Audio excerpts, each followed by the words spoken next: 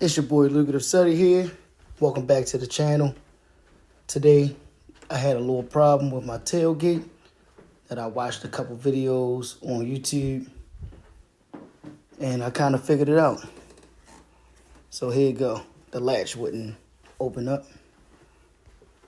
See me pulling hard. I didn't have my tripod with me, but yeah, y'all get the picture.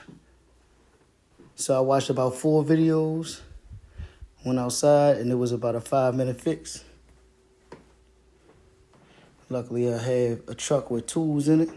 I got a screwdriver. Use the screwdriver not for the top part, but for the rod piece. Take it to the back. Gotta put it underneath the latch.